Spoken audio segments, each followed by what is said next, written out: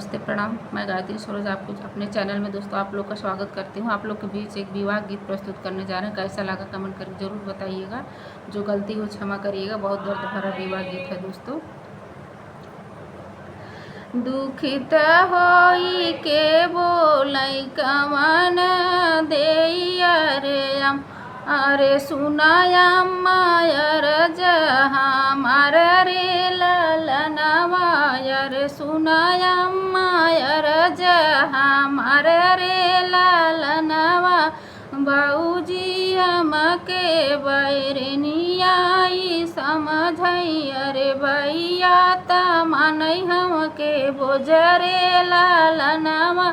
अरे भैया त मानई हमई बोझरे लालनवा के आई है अम्मा हमारी हमारे दुअरिया अरे बनी है हमारा नवर रे लालनवा के आई है अम्मा हमारे दुअरिया के बनी है हमारा नवर रे लालनवा रे के बनी हमारा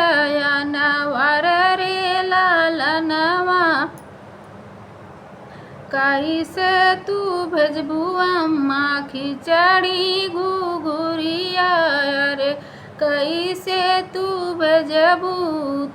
हमारा रे लालनवा रे कैसे तू भेजबू तीज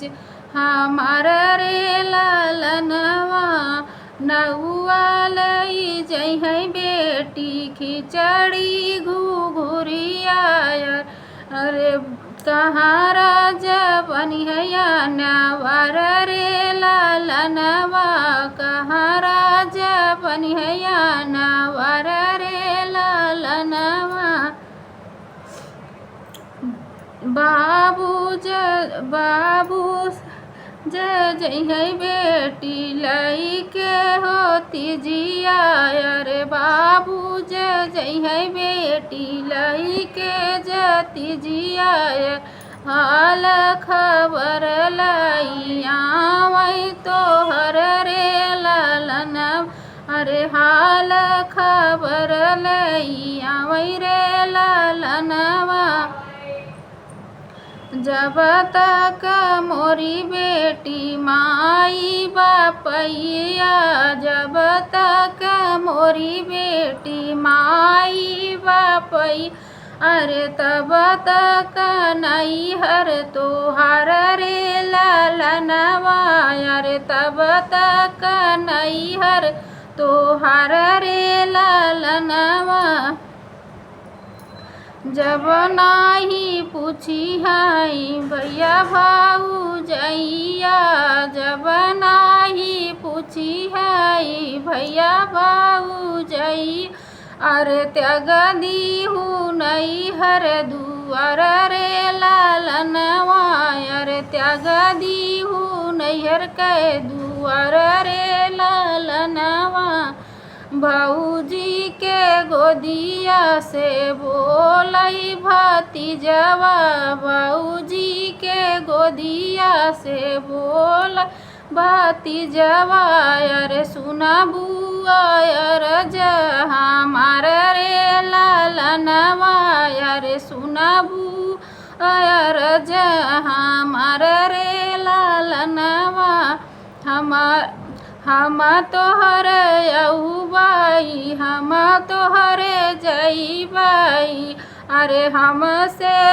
नहीं हर तोहर रे लालनवा अरे हमसे नहीं हर तोहर रे लालनवा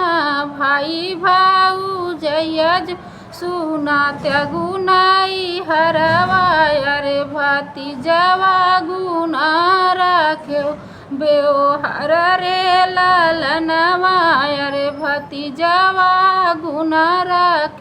बेओहर रे लालनवा